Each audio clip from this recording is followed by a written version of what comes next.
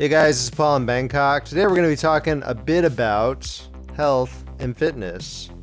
Now I'm kind of a startup running channel, so health and fitness is something I'm interested in.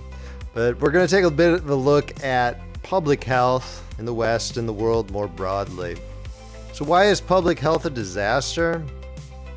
So if we look at the United States in particular, about 60 years ago in the days of the presidency of John F. Kennedy, there was sort of a culture of public health. You had Boy Scouts, you had physical education requirements in schools. John F. Kennedy wrote an article famously in Sports Illustrated talking about how America's youth were getting too soft by watching TV and eating junk food, and they needed to get more into a culture of, better fitness. And a lot of that was to make sure that America's young men were prepared for combat with the Ruskies at the time. This was during the Cold War. But I still think it's important that public health be looked at today and that youth develop good exercise capabilities that they can retain their whole life. Now, in Asia, in modern day Asia, you still have some leadership like you had with John F. Kennedy back in the day. The Prime Minister of Singapore, for example, recently went to see the recruits, the military recruits. Singapore has this really strict national draft, so every male above the 18 has to do some sort of military service. And he talked to the new recruits, and he's talking about, when I first came, when I was, a young man, I could only run like a 13-minute 2.4K, which is like a mile and a half. But he said, after, my training, I could do a 10-minute 2.4K mile and a half. So that's a pretty good time. That's like, about 7-minute miles. Not bad. Also, the governor of Bangkok here in Thailand, he's a runner.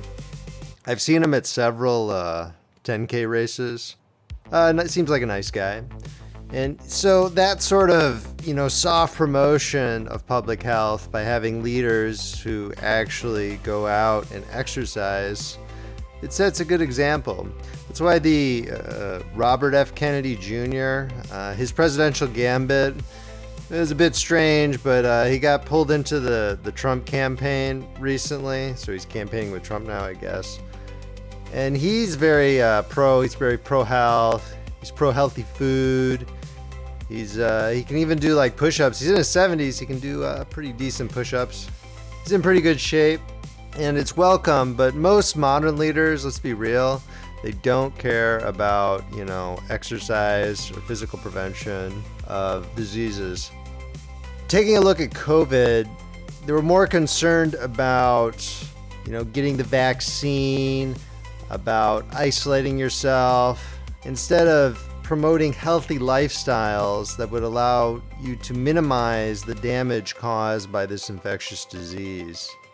So it's really obvious that there's big money in the pharmaceutical industry, and because of that, you have what's called this concept of sick care instead of health care. So it's more profitable for people to get sick. I know this is kind of old hat, but it's true. It's more profitable if you can inject people with weird drugs and get them into weird treatment programs instead of just doing, 25 push-ups a day or something. We also have this sort of culture, this shaming culture. You've got, on one hand, you've got these soy guys, sipping on IPAs and ordering carbohydrates to shove down their gullets.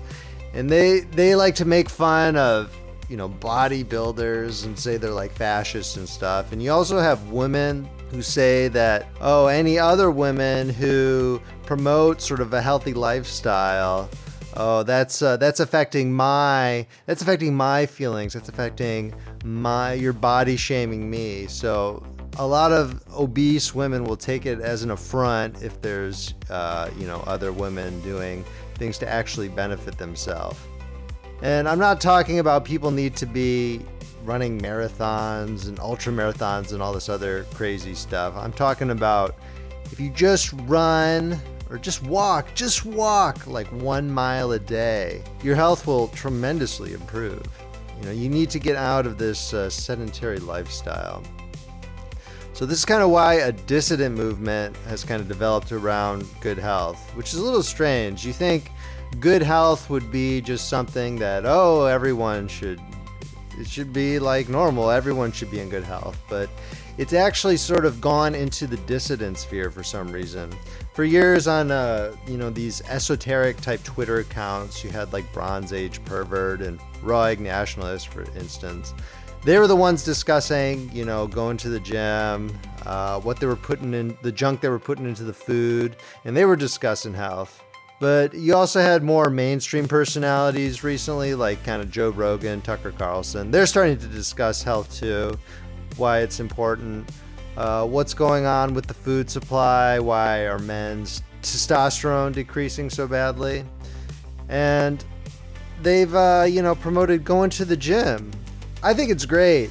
So even if you're a dissident, if you work out, and if people will call you a gym cell, if they will think you're weird, it's so much better to be in good health. And I'm someone who's been in both bad health and good health. I used to smoke a pack of cigarettes a day, drink a lot of beers, etc. But I quit all that, and now I'm, what you call a cardio cell, running and biking and swimming all the time. And the differences are immense, both in your physical and your mental livelihood.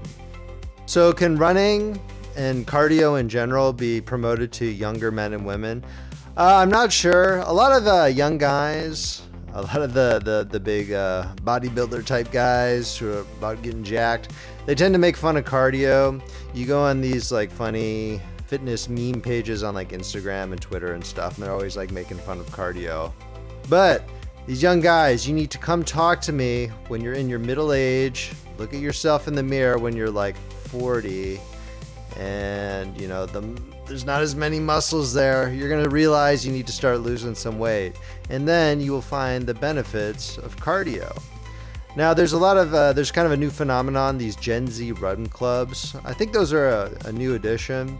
And what the run clubs are is a bunch of men and women, they get together, and it's kind of a way to IRL meet people, potentially for dating, which I think is cool, way better than, swiping on some stupid app like Tinder or Bumble.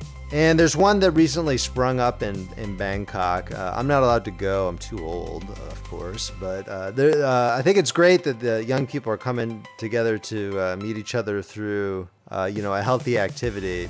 One, it's good just for general public health, and two, when you meet someone at like a healthy activity like that, it's a high probability that they'll be looking good, be in good shape. But that's not to say, if you're not in the best shape, you should still go. You should still go to these. And you don't have to be like, Usain Bolt or something and you're running. You can just, you can even just walk it, just run it, just try it out. You might like it. And I, for one, would like to see stuff like this, more the improvement of physical health, the improvement of fitness, the improvement of cardiovascular activity. I would like to see it become more mainstream and not just in the dissident sphere. All right, guys, don't forget to subscribe, like, and drop a comment. This is Paul in Bangkok, and we'll see you soon.